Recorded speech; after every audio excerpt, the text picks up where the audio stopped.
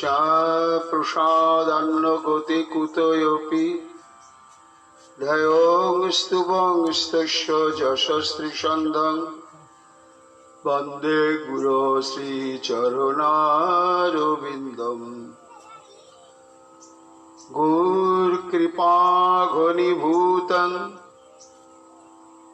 प्रभं श्रीहरिनन्दनं मम जीवन सर्वस्वं भक्त्या नौमि पुनः पुनः राधा कृपामयं गोपं श्रीगुरुदिनतारकं प्रभुं श्री गौरगोपालं भक्त पुनः पुनः आजानो लंबित भुजो कनकावदातो संकीर्तनैकपितरो कमलायताक्षो विश्वाम्भरो द्विजवरो जुगधर्मपालो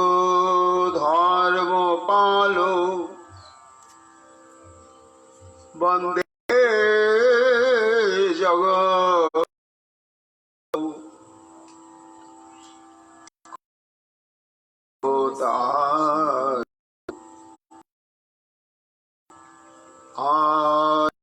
आनन्दलीलामय विग्रह हेमावदिव्य सुन्दराय तस्मै महाप्रेम रसप्रदाय चैतन्यचन्द्राय नमो नमस्ते निरानन्दमिदं सर्वं प्रेमानन्दस्पदीकृतं जेन तं सततं वन्दे नित्यानन्द जगद्गुरुं अद्वैत नमस्तुभ्यं कलिजननिधे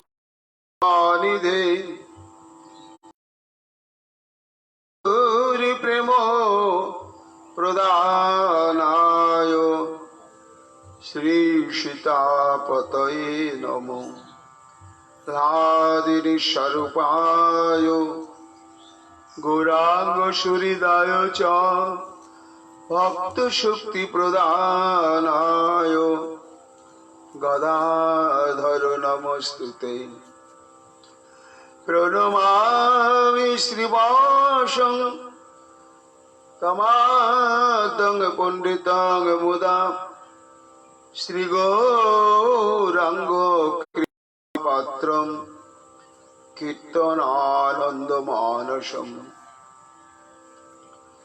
गौरी सर्वत्र समदर्शिने आयनो सुताय च श्रीमन्नोहरये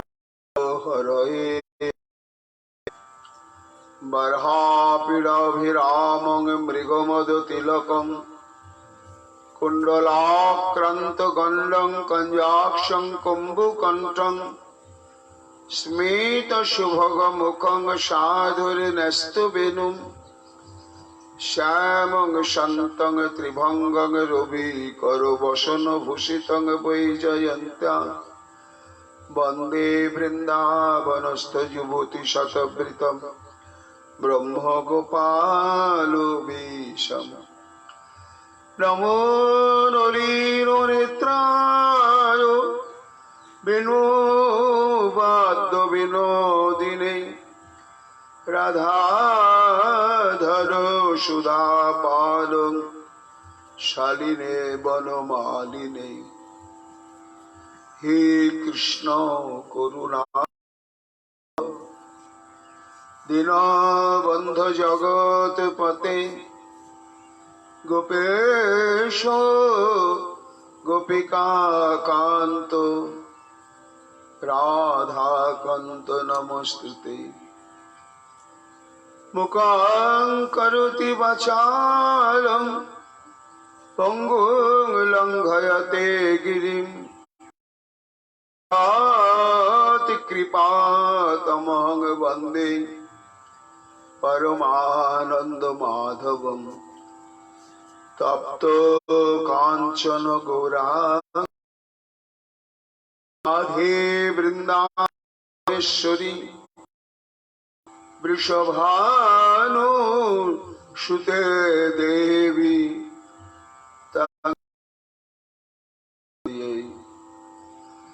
महाभावस्वरूपा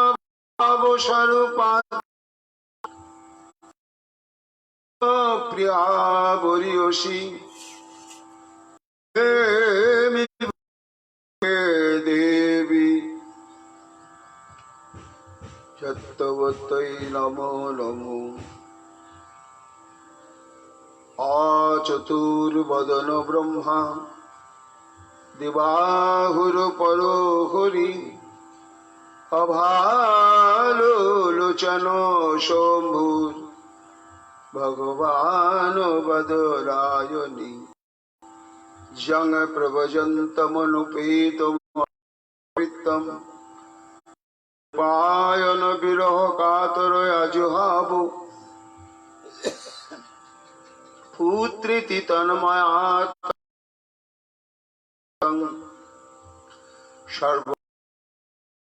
सर्वमनतोऽस्मि देवं तमालवर्णं श्वेतावतारम् अपारु सेतुं भजामहे श्रीभागवत स्वरूपम् नन्दव्रजस्त्रीणाम् अदोरनो जशाहुरि कथोद्गीतं पुनाति भुवनत्रयम् वंशाभश्च कृपा सिन्धुभ्येव च पतितानां वैष्णवेभ्यो नमो नमः। जय रूप सनातन भट्ट रघुनाथ जीव गोपाल दास रघुनाथ भक्ति भरे बंदी छय गोसाईर चरण जहाँ हईते विघ्न नाश अभीष्ट पूरण। जय गौर भक्त वृंद गौर प्राण सबे मिले देह मोरे निताय गौर भक्ति दान निताय गौर हरि बोल निताय गौर हरि बोल निताय गौर हरि बोल निताय गौर हरि हरि बोल। राधे राधे राधे जय जय श्री राधे राधे प्राण राधे राधे राधे राधे राधे राधे राधे जय जय श्री राधे राधे राधे राधे जय जय श्री राधे राधे राधे राधे जय जय राधे राधे जय जय श्री राधे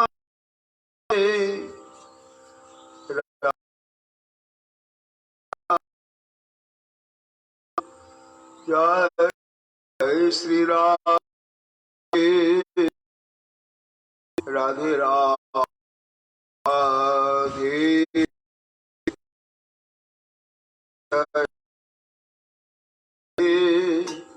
जय जय राधे जय जय श्रीमन महाप्रभु की जय। प्रेम पुरुषोत्तम भगवान श्री चैतन्य महाप्रभु की जय। पवन मंगल हरिराम संकीर्तन कृष्ण द्वैपायन वेदव्यास अवतार वृंदावन दास ठाकुर गौर भक्त वृंद की जय। मातृमंडली की जय। आपना महाराज की जय। जय राधे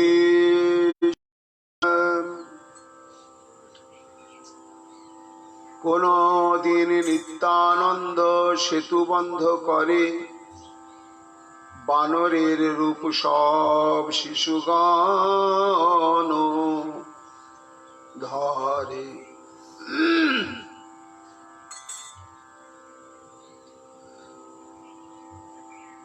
ভেরেন্ডার গাছ কাটি ফেলা এনো জলে শিশুগণ মেলি জয় রঘুনাথ বলে। কলিযুগ পাবন অবতার প্রেম পুরুষোত্তম অনর্পিত প্রেমদাতা শ্রী চৈতন্য মহাপ্রভুর অশেষ বিশেষ কৃপা ভাজন কৃষ্ণ দ্বৈপায়ন বেদব্যাস অবতার পরম পূজ্যপাদ শ্রীল বৃন্দাবন দাস ঠাকুর তার শ্রী শ্রী চৈতন্য ভাগবত গ্রন্থেতে আদি খণ্ডে ষষ্ঠ অধ্যায় অভিন্ন চৈতন্য তনু শ্রীমন নিত্যানন্দ প্রভু শ্রীমন মহাপ্রভুর আবির্ভাবের পূর্বেই তিনি ভগবত ইচ্ছায় আবির্ভূত হয়েছেন। প্রেম পুরুষোত্তম শ্রী চৈতন্য মহাপ্রভুর মনোভিলাষ পূরণের সংকল্প হৃদয়ে নেই। তা সেই সংকল্পের অভিলাষটি কি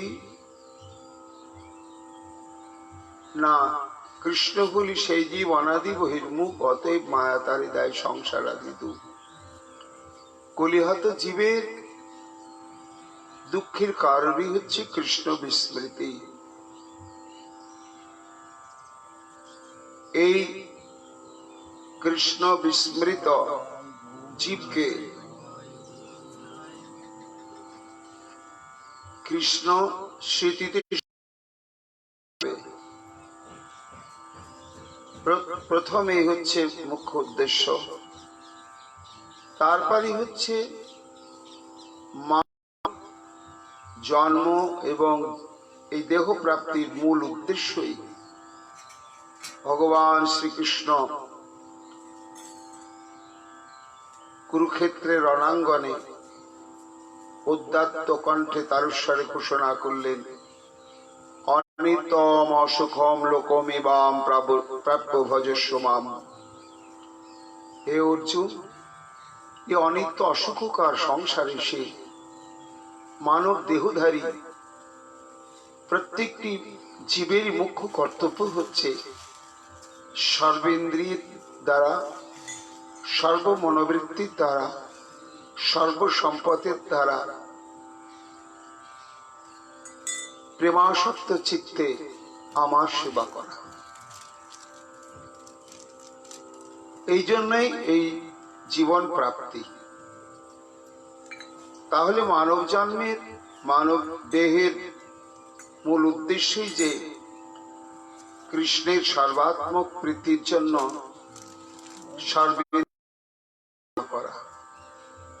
তাই সেবা করার যে মনোবৃত্তি, সেবা করার যে পরম্পরা, সেবা করার যে রীতিনীতি বিধান, সেটি কলিহত জীব জানে না। এবং সেই ভগবত সেবা করার ইচ্ছার সঙ্গে সঙ্গে আরো একটি যে অপরিহার্য উপাদান বা বস্তু প্রয়োজন রয়েছে, সেটি হচ্ছে প্রেম। কেবল ইচ্ছায় ভগবানের প্রীতির হেতু নয়, ভগবানকে সেবা করার পেছনে যদি হৃদয় নিংড়ানো প্রেম ভক্তি, তখন সেই প্রেম ভক্তি মাখা প্রবল ইচ্ছার পরিণতি হচ্ছে ভগবানের সেবা। তাহলে প্রয়োজন হচ্ছে প্রেম সেবানিষ্ঠার সঙ্গে সঙ্গে। তাই মহাপ্রভুর পরবর্তী অভিলাষ জীবকে কৃষ্ণ স্মৃতিতে শুধু প্রতিষ্ঠিত করা নয়, তাতে সর্ব ইন্দ্রিয়ের দ্বারা, সর্বমনোবৃত্তির দ্বারা প্রেমযুক্ত চিত্তে ভগবত অনুশীলন করতে অভ্যস্ত হয়ে যায়, এবং শুধু নিজে নয়, নিজে ভজন করে বংশ পরম্পরায় এই ভজনের প্রবাহ যাতে প্রবর্তিত হয়, এটি হচ্ছে মহাপ্রভুর অন্তরের ঐকান্তিক বাসনা। আর সেই বাসনা পূরণেরই সংকল্প নিয়ে শ্রীমন নিত্যানন্দ প্রভুর মহাবির্ভাব। তাই মহাপ্রভুর প্রথম অভিলাষ কৃষ্ণ বিস্মৃত জীবের অন্তঃকরণে কৃষ্ণ স্মৃতি জাগাতে হবে, ভগবত স্মৃতি জাগাতে হবে সামগ্রিকভাবে।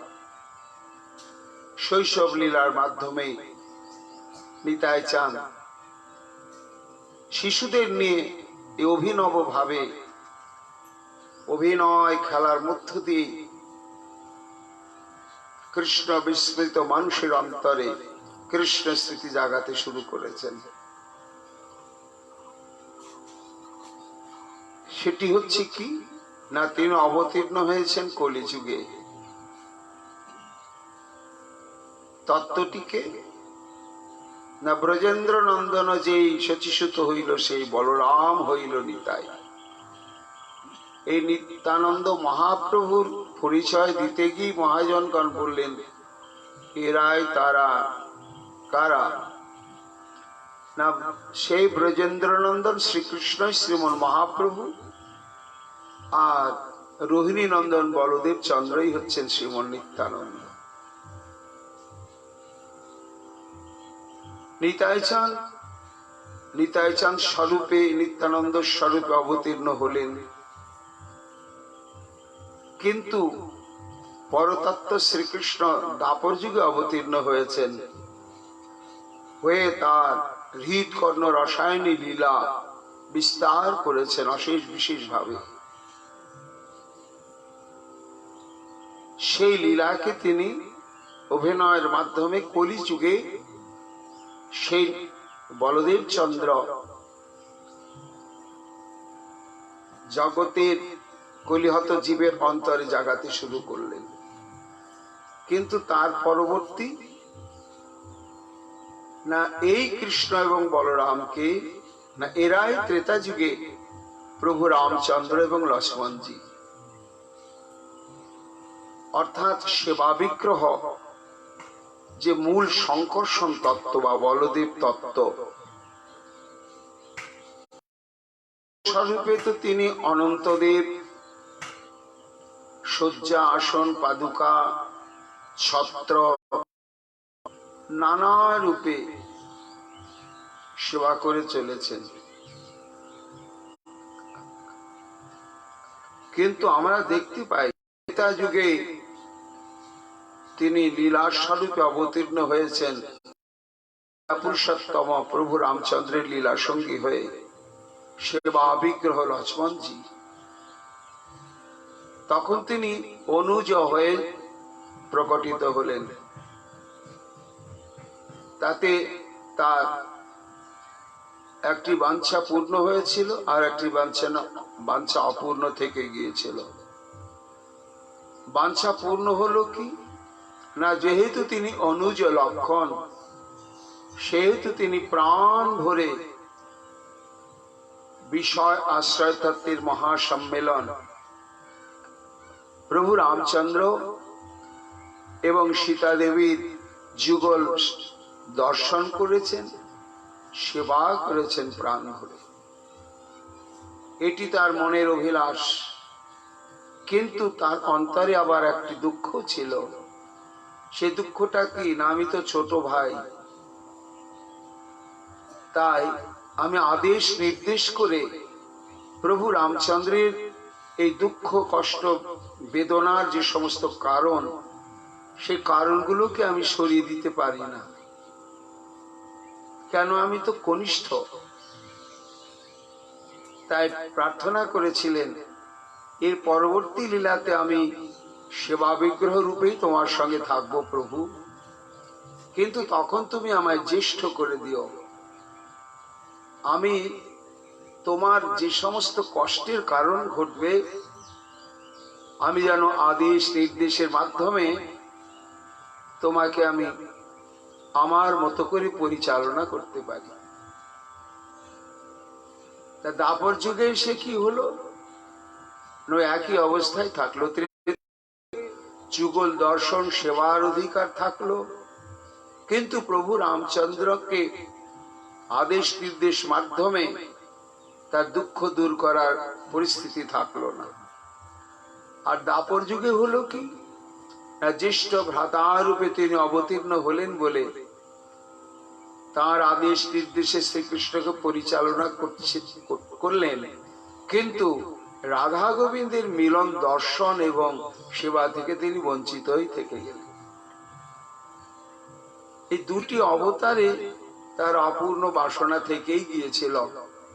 কলিতে সেই বাসনার পূরণ, মহাপূরণ। কেন না, তিনি দাদাও হলেন, আর রায় কেন একাকৃতি, একই সঙ্গে রাধা গোবিন্দের সম্মিলিত বিগ্রহ মহাপ্রভুকে তিনি যুগল স্বরূপেই প্রাপ্ত হলেন। তা ত্রেতা যুগ থেকে দাপর, দাপর যুগ থেকে কলি যুগ। ঠিক নিতাই চাঁদের অভিনয়ের ক্রমটাও তদনুরূপ। কেন না, কলি থেকে তো ত্রেতায় যাওয়া যাবে না, কলি থেকে আবার থেকে, যেমন ত্রেতা থেকে দাপর, দাপর থেকে কলি, কলিতে নিত্যানন্দ হয়ে লীলা করবেন, তার আগেই তিনি লীলা করার পরিমণ্ডলকে অনুভবের জন্য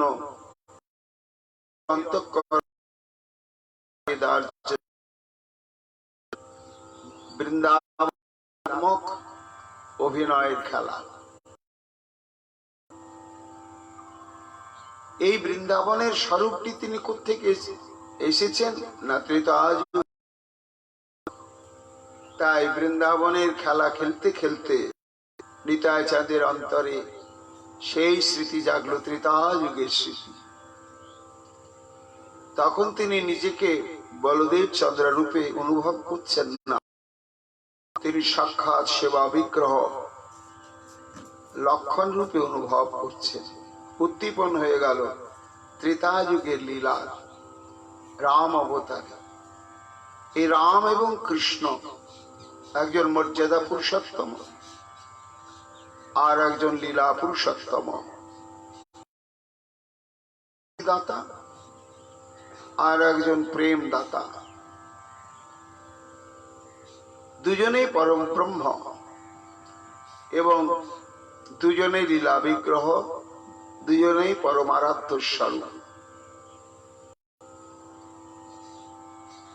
শ্রীমন মহাপ্রভু সমন্বয় বিগ্রহ, তার মধ্যে যেমন রাধা গোবিন্দ, তেমনি তার মধ্যে প্রভু রামচন্দ্র এবং সীতা দেবীর সম্মিলিত বিগ্রহ। এটি মহাপ্রভু নিজেই কৃপা করে দেখালেন মুরারি গুপ্তকে। এই রামায়ণ গৌর কথা, এই দুটো কথার মধ্যে একটা নিবিড় সম্পর্ক। সেই সম্পর্ক খুব গভীর। সম্পর্কটা কি? বৃন্দাবনে শ্রী গোবিন্দের যে লীলা রহস্য বক্তব্য, এই প্রেম ভক্তি নির্যাস, তার সংবাদ প্রকাশ, তার ভজনের পরম্পরা রহস্য উদ্ঘাটন, এটি ভাগবত বর্ণিত হয়েছে। এই জন্য ভাগবত হচ্ছে একদিকে সিদ্ধান্ত গ্রন্থ, আর একদিকে রসগ্রন্থ, আর একদিকে লীলা গ্রন্থ। কৃষ্ণদাস কবিরাজ গোস্বামী পাদ গৌর কথা বলতে গিয়ে তিনি দেখিয়ে দিলেন যে গৌর লীলাটি শ্রীমদ্ ভাগবতেরই পরিশিষ্ট। তাই ভাগবতের প্রথম শ্লোক থেকে আরম্ভ করে ভাগবতের মুখ্য মুখ্য সমস্ত সিদ্ধান্ত সময় গৌর লীলার মাধ্যমে তিনি অভিব্যক্ত করলেন। এই জন্য শ্রী চৈতন্য চরিতামৃতকে ভাগবতের পরিশিষ্ট গ্রন্থ বলা যেতে পারে। ঠিক চৈতন্য যুগে এলেন মহর্ষি তুলসীদাস। তিনি প্রভু রামচন্দ্রের লীলা প্রসঙ্গ বলার জন্য গ্রন্থ প্রণয়ন করলেন রামচরিতমানস। সেখানে প্রভু রামচন্দ্রের কথা বলতে গিয়ে শ্রী ভাগবতের যে মূল সিদ্ধান্ত সমূহ অদ্ভুত ভাবে স্থাপন করেছেন। অর্থাৎ রামচরিতমানসকেও আমরা শ্রীমদ্ ভাগবতের পরিশিষ্ট গ্রন্থ বলতে পারি। এই জন্য এই দুখানি গ্রন্থ ভক্তগণের ভক্তিকে সমৃদ্ধ করবার জন্য শ্রবণ কীর্তনের খুব গুরুত্বপূর্ণ গ্রন্থ বিশেষ। সেটি নিতাই চাঁদ অভিনয়ের মাধ্যমে জগতে স্থাপন করছেন যে এই দেখো রাম কথার মধ্যে আমাদের গ্রহণযোগ্য কত কত মূল্যবান প্রসঙ্গ কথা রয়েছে। তার লীলাটি যেমন গম্ভীর তাৎপর্যপূর্ণ, তেমনি তাকে কেন্দ্র করে যে সমস্ত সিদ্ধান্ত সেগুলো খুব অনবদ্য। প্রভু রামচন্দ্র পিতৃসত্য পালনার্থে বনবাস জীবনকে বরণ করে নিলেন। এইবার তিনি এই 14টি বৎসর কোথায় অবস্থান করবেন বুঝতে পারছেন না। বনেই থাকতে হবে। বিশাল অবিভক্ত ভারতবর্ষ আর বিচিত্র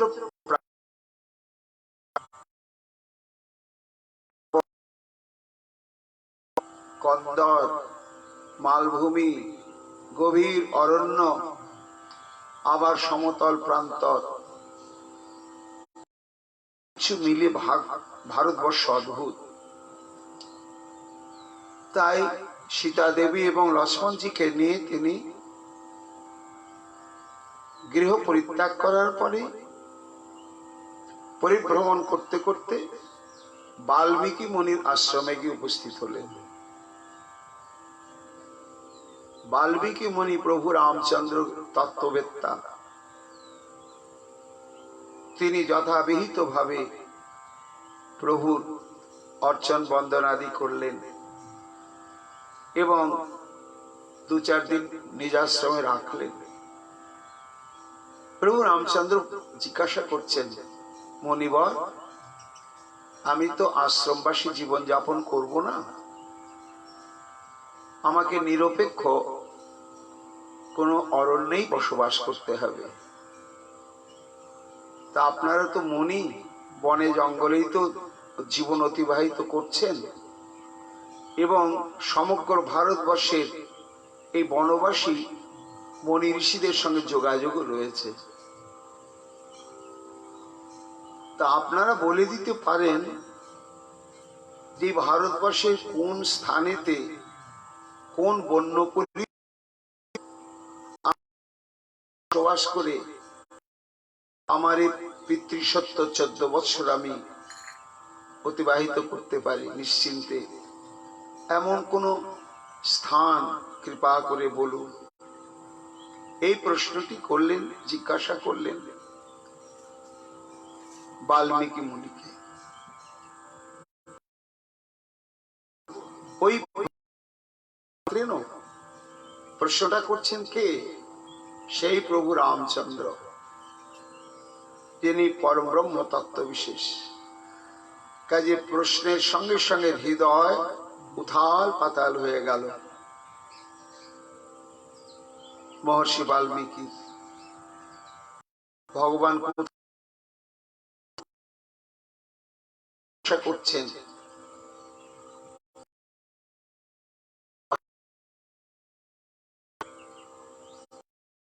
এই জিজ্ঞাসা তো গভীর তাৎপর্যপূর্ণ, এটা সাধারণ জিজ্ঞাসা নয়।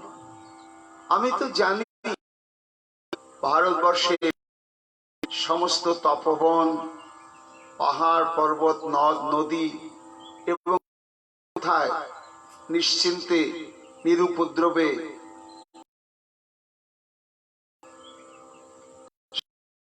সাধু সন্ন্যাসীরা বসবাস করছেন এবং ব্রহ্মচারী ত্যাগী তারা বসবাস করছেন, কিন্তু নয় গভীর তাৎপর্যপূর্ণ।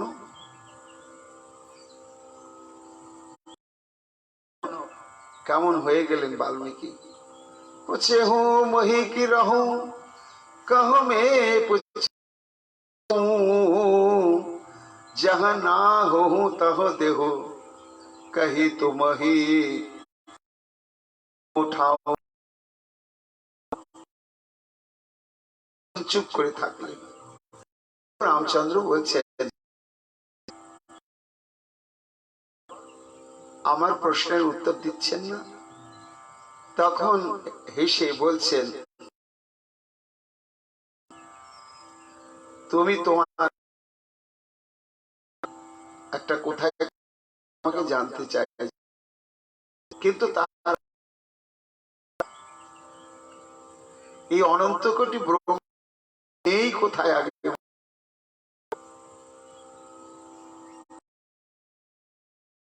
প্রশ্ন করছো যে কোথায় তুমি বাস করবে, আর আমার প্রশ্ন যে তুমি বাস করছো না এমন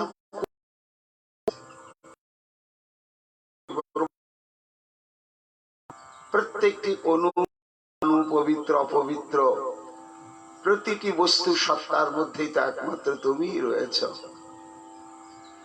সর্ব ঘটে ঘটে বিরাজ করছো, তা তুমি নেই কোথায়? এইটার উত্তর দাও তো। প্রভু রামচন্দ্র উত্তর দিতে পারলেন না। যা, তুমি যখন প্রশ্ন করেছ উত্তরটা কিছু কিছু দিই। আমার মন যে তোমার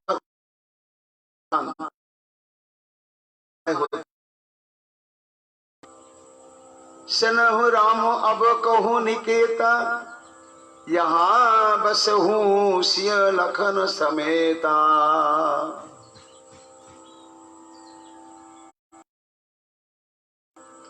তুমি করলে প্রভু, তা আমি তোমাকে উত্তর দিচ্ছি।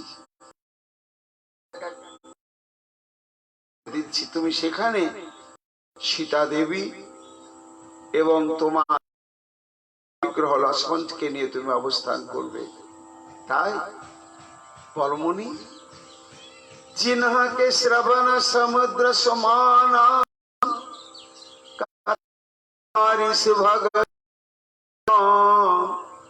भगत के ये तुम कहू गृह रूरे। এই সমস্তই তো আমাদের জানতে হবে। जिन्ह के श्रवण समुद्र सुमाना कथा तुम्हारी सुभग शरीराना।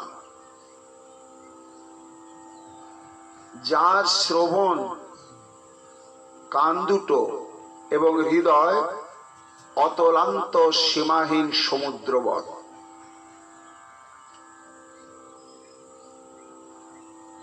তা প্রভু তুমি তো জানো এই ভারতবর্ষে কত লক্ষ নদ নদী, তা কোথায় যাচ্ছে?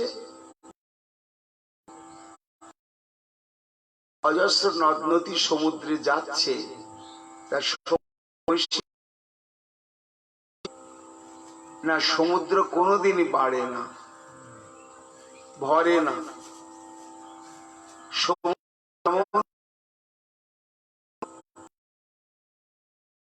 নদ নদীর জল অবিশ্রান্ত গতিতে সমুদ্রে পতিত হলেও প্রাপ্ত হয় না। ঠিক তেমনি যে সুরসিক অনুরাগী ভক্তের হৃদয় সমুদ্রের মতন, আর তোমার বিচিত্র লীলাময় কথারূপ সহস্র নদী সাধুমুখে গিয়ে সেই সমুদ্রে পড়ছে, পড়েও নিরন্তর হই না পুরে, কখনো পূর্ণতা প্রাপ্ত হয় না। এমন যে ভক্ত, সে ভক্তের হৃদয় হচ্ছে তোমার বাসস্থান। অর্থাৎ ভাগবতী যেটা বলা হয়েছে, শ্রীনন্ত শ্রদ্ধা, এই যে শ্রদ্ধা শব্দটি দেওয়া হয়েছে, যে যে অন্য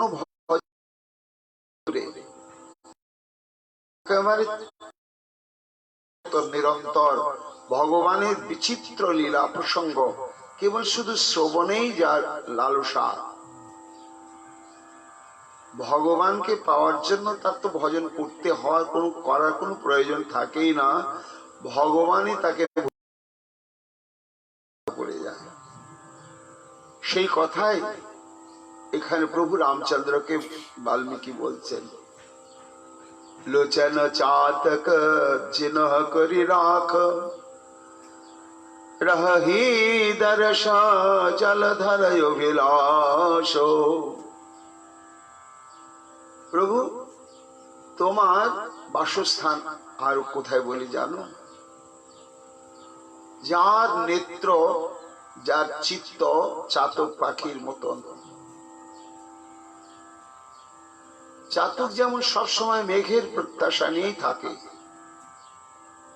সে জীবিকা নির্বাহ করে, উড়ে খাদ্য সংগ্রহ করে, ভোজনও করে, কিন্তু তার কখন মেঘের উদয় হবে, এবং মেঘ যদি উদয় না হয় অতৃপ্ত চিত্তবৃত্তি নিয়ে হয়ে ডাকতেই থাকে। এইরকম হে প্রভু,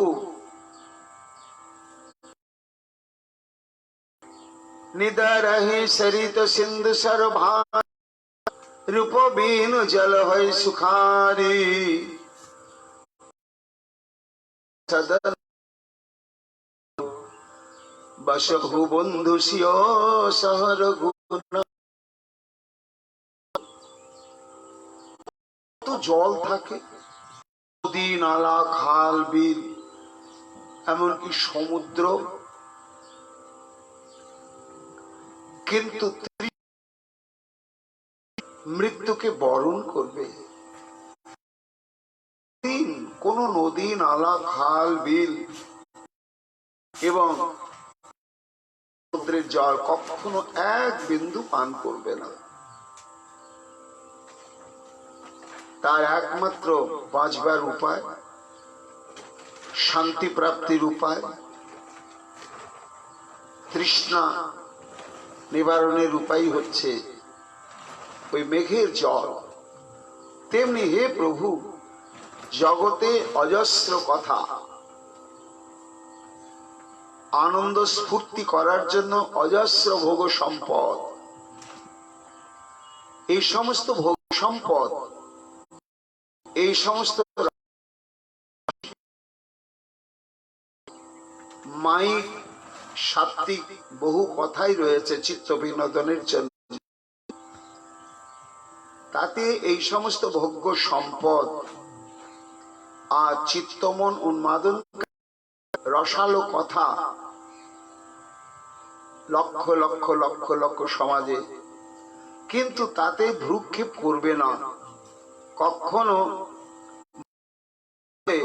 নিরন্তর তোমার কথা শ্রবণের জন্য, তোমার অনুধ্যান করে তোমাকে অনুভব করবার জন্য যারা পাখির মতো তর নয়ন জলে ভাসছে হা কৃষ্ণ হা, এইরকম যারা, হে রামচন্দ্র, তোমার নির্দিষ্ট সুখের বাসস্থান বন্ধু অর্থাৎ লক্ষ্মণ এবং সীতা দেবীকে নিয়ে করবে, সেটি একমাত্র প্রভু প্রসাদ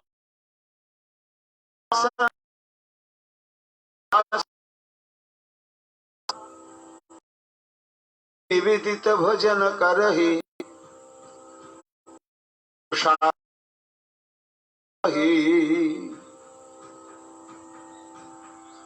তোমার উপযুক্ত বাসের জায়গা কোথায়? প্রভু প্রসাদ সূচি সুভগ সুবাসা সাদর যাচ্ছ হয়ে নিত না, অর্থাৎ যে নাশাতৃপ্ত দ্রব্য ব্যবহার করে না, প্রয়োজন বোধ নেই, কিসে তার রুচি? নাসিকা তো গন্ধ আস্বাদনের জন্যই, তা নাক পেলাম জীবন করব না? হ্যাঁ, কিন্তু কোন গন্ধ? না, তুলসী চন্দন লিপ্ত সুগন্ধি কুসুম যখন তোমার চরণে অর্পণ হয়,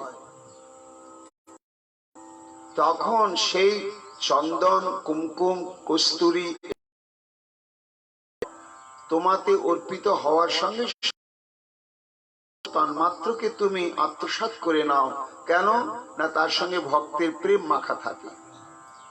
আত্মসাৎ পরে ওটা যখন প্রসাদী হয়ে যায়, তখন ওই চন্দন কুমকুম অগরু ইত্যাদি গন্ধ থাকে না, দিব্য অপ্রাকৃত ভগবত অঙ্গগন্ধ।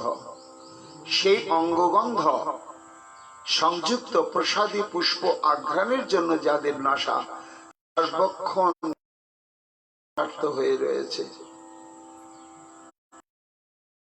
মহি নিবেদিত ভজন করহি, যার কোন দ্রব্য ভোগে লাগে না, নিবেদন করে না,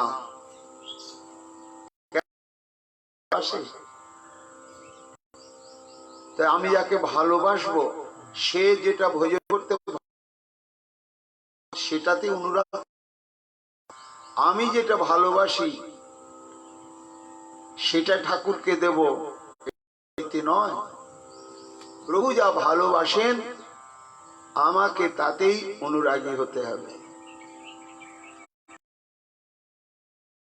তাকে সেবা দিতে গেলে সুখী হওয়া যাবে। আর আমি ভগবানকে দেব সেটা হবে তামসী, তা যথার্থ হবে না। সে একটা দৃষ্টান্ত বলা হয় না, যে একজন মানুষ কিন্তু ভক্তি ভাব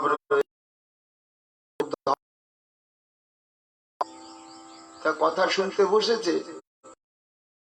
ভগবান বলছেন যৎ করসি যদস্নাসি যজ্ঞসি দদাসি যৎ তপস্যসি কন্তেও তৎকুরুষ মদর্পণম। হে অর্জুন, কিছু ভজন সাধন পারো বা না পারো, তোমাকে সহজ উপায় বলে দিচ্ছি। তুমি যা করবে, যা ভোজন করবে, কর্ম করবে, দান যজ্ঞ করবে, আমাকে দিয়ে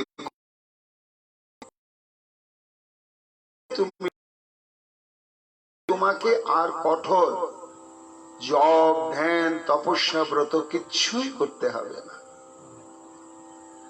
এখন ভগবানের বাণী অর্জুনের প্রতি যিনি পাঠ করছিলেন,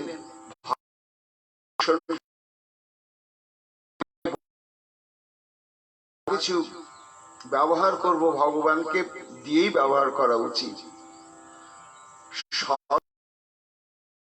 চিন্তা করলে আমার খেটে খাওয়া মানুষ, আমি তো সাধুদের মতন অমন ভজন ঠাকুরকে দিয়ে যদি খাও তাহলে ওটা সে তো মৎস্য ভোজি, আমিষ ভোজি, আর ওটা খুব তার প্রিয় খাদ্য। তা তুমি যা খাবে তাই আমাকে দিয়ে খাবে, তো তাই দেয়।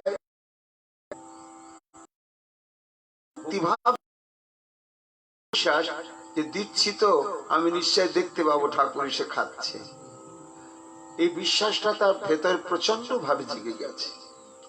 ঠাকুর খায় না, হাওয়া হাওয়া করে কাঁদছে, চোখটা বন্ধ করে হঠাৎ শব্দ, কিসের শব্দ দেখছে, কি বিরাট একটা কালো বিড়াল খপ করে আমিষটা নিয়ে খেতে খেতে চলে গেল। এ হে হে, আমার তো ঠাকুরের ভোগে লাগলো না। পরের দিন থেকে এমন ভাবে ঘরের দরজা জানালা ফাঁক ফোকর সব বন্ধ করে অমনি করে আমিষ রান্না করে ঠাকুরকে দিয়ে চোখের জলে ভাসে। কিন্তু কি অদ্ভুত, থেকে কেমন করে বিড়ালটা ঢুকে যায়, আর ওই ঠাকুর খাওয়ার আগে ও একটা হরি বল। এইরকম যখন বেশ কিছুদিন চললো, তখন তার খুব ধিক্কার এসে গেল যে আমার মতো অধমার কেউ নাই প্রভু, তুমি এত সহজ পথ বলে দিলে অর্জুনকে উপলক্ষ করে যে তুমি যা খাবে আমাকে দিয়ে খেলেই আমি তৃপ্ত হয়ে যাব, সেটাই সব থেকে বড় ভজন, সে আমার চরণে ঠাঁই পাবে। তো এত যে তুমি সহজ পথ বলে দিলে, কিন্তু আমার ভাগ্যে হচ্ছে না।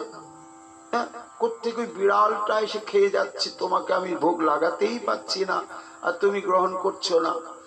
ভেতরটা এত ধিক্কার এসে গেল, তখন দুঃখে কিনা খাওয়া দাওয়া সব ছেড়ে দিলে। 2 দিন 3 দিন কিচ্ছু খায়নি,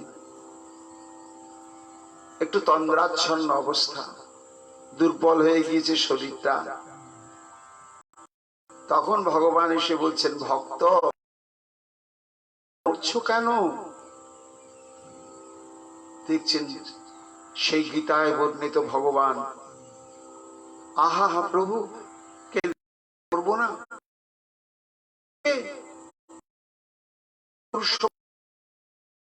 তুমি যা খাবে আমাকে দিয়েই খাবে, আর তুমি খাচ্ছ না, আমার এই শরীরটা সেবায় লাগছে না তোমার, আর তুমি বলেছো এটাই সবচেয়ে সরল সহজ ভজন।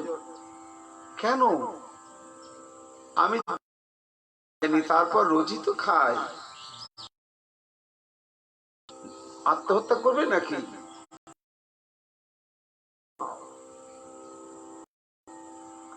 বিড়ালটাই তো বারবার খেয়ে যাচ্ছে। ভগবান বলছে ওটাই তো আমি। বিড়াল? হ্যাঁ ভক্ত, তোমার প্রেম অনুরোধ করি না, আমাকে ওটা হচ্ছে বিড়াল, আমার তো প্রেম, তোমার ভক্তি আমি উপেক্ষা করতে পারি না। বিড়াল রূপটা ধরে এসে আমি তোমার ওই আমিষটা গ্রহণ। চমকে গেল, প্রভু তুমি বিড়াল সেজে আসো, তাহলে আমি তোমাকে বিড়ালের খাদ্য দিই, আর আমি বিড়ালের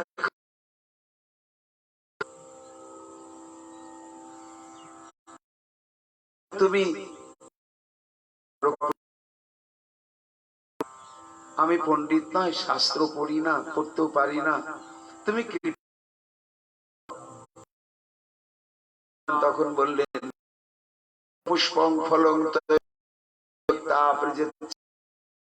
তাদ অহং ভক্ত উপরিত বাসনামি প্রযত আত্মন।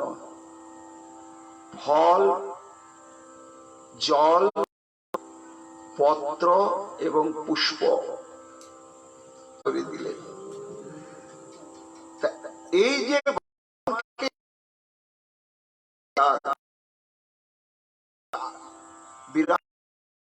বাল্মীকি বলছে, হে প্রভু তমহি নিবেদিত ভজন করহি,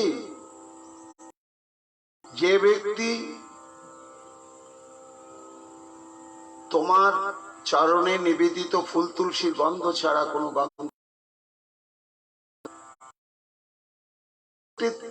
তুষ্ট হও, সেই নৈবেদ্য তোমাকে অর্পণ করে ছাড়া পারে না। প্রভু প্রসাদ ধর,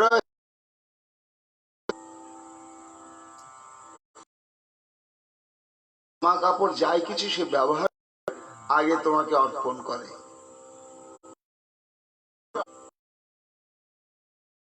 তোমার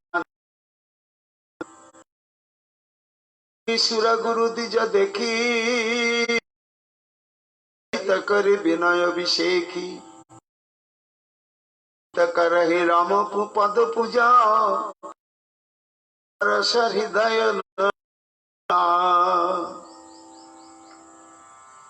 शिष्य नवही गुरु द्विज देखी। देवता श्री गुरुदेव एवं ब्राह्मण इत्यादि देखा मात्रई চিন্তা ভাবনা করার সময় নেই, একেবারে কাটা গাছের মতো তার চরণ তলে যে পড়ে যায়। শীর্ষ নবহি, শীষকে অবনত, মস্তকে অবনত আর করণীত করহি রাম পদ পূজা, আর নিজের এই হাত কর্ম করার জন্যই তো যে নিত্য সুন্দর বাসস্থানের সংবাদ বলছি প্রভু শোনো। রামচরণ যে চারণ করবা পাপ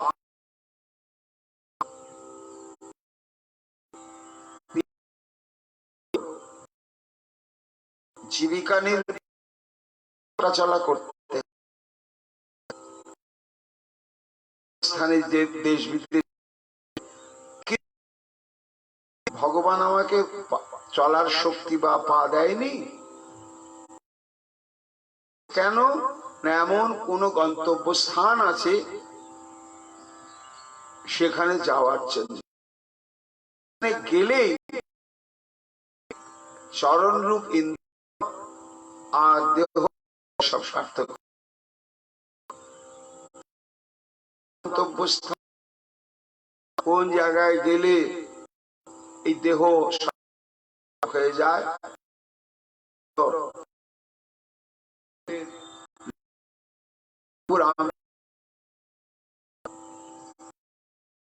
রাবণ নীলাচল।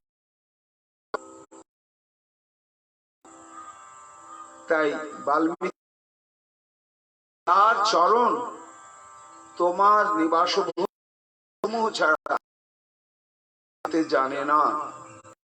ভক্তের হৃদয় অর্থাৎ প্রিয় বস্তু নেই, দ্রোহ আচরণ করবে এমন যে ভক্ত, জিনাহকে কপট দম্ভ নাহি মায়া,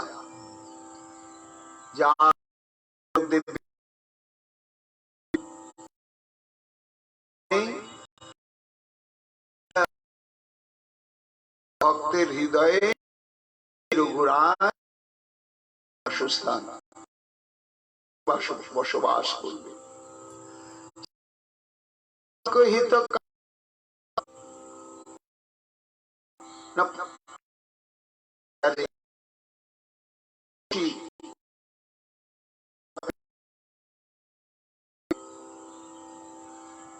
নেই না, এই যে অসৎ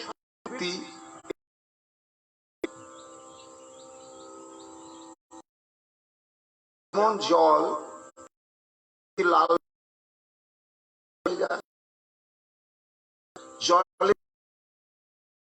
জল হচ্ছে নিকৃষ্ট কর্মের প্রাপ্ত হয়েছে, এই জন্য নিন্দনীয় তার প্রবৃত্তিটি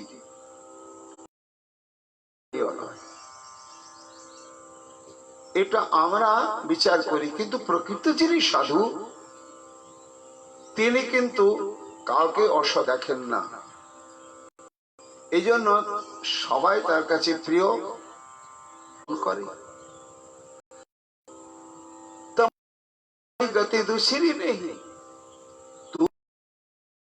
আর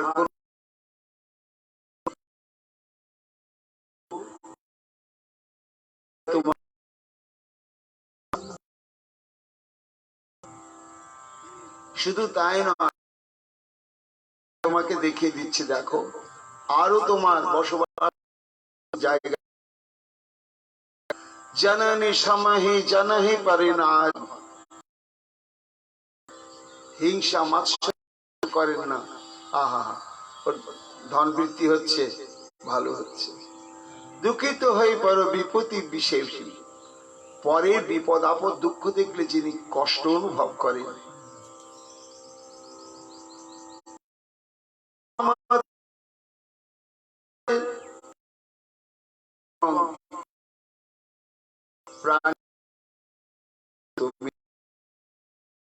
যারা ভক্ত মাত্র বাসস্থানের উপযোগী, তুমি সেখানেই বসবাস করো। এতগুলো ভগবানের বাসস্থল নির্ণয় জগৎকে জানিয়ে দিলে, এই হৃদয়কে যদি ভগবানের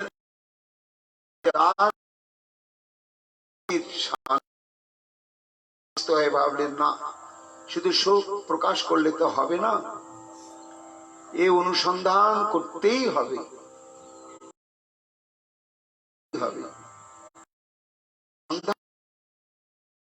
কোথায়? এইভাবে পরিভ্রমণ করতে করতে করতে করতে করতে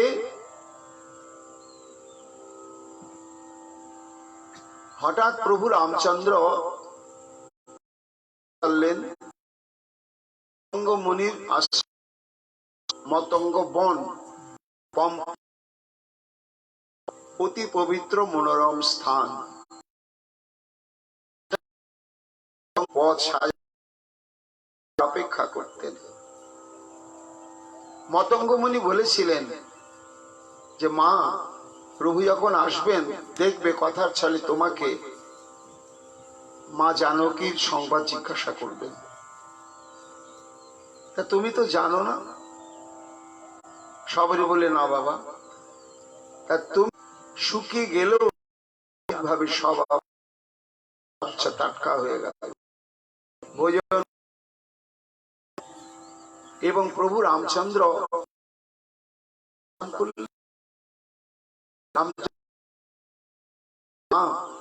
তুমি আমার সীতার সম্বন্ধে কিছু সংবাদ বল। সেই সময় সবরই বললেন, পম্পা সরোবরের অনতি দূরে ঋষ্যমুখ পর্বতের সানুদেশেই বসবাস করে সুগ্রীব, তার সঙ্গে হনুমান রয়েছে, আরো 3 জন বলশালী সমস্ত বানর রয়েছে। তারা দেখে সুগ্রীব আতঙ্কিত হয়ে গেল।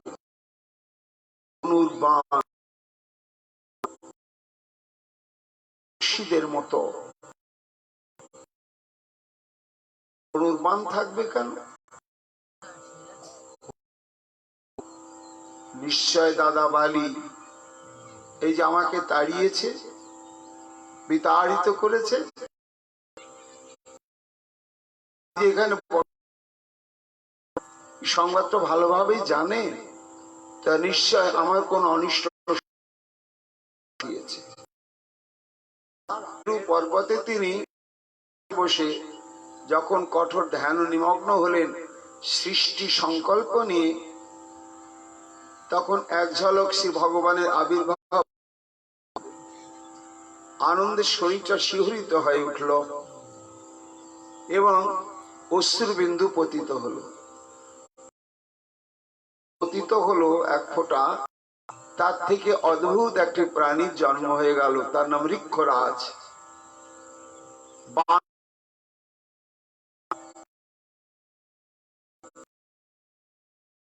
ঘিরে নাচতে করে তীরে দেখছে, যা আমি এইরকম এত রূপসী, এত যৌবন,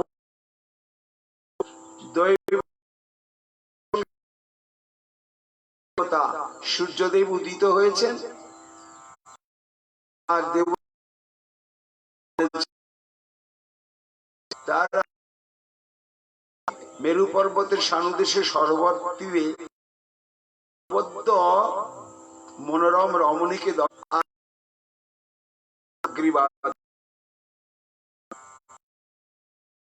সন্তানের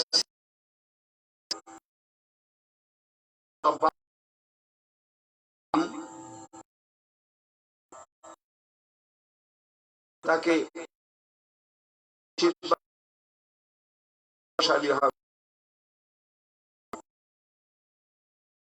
থেকে জন্ম যে লাভ,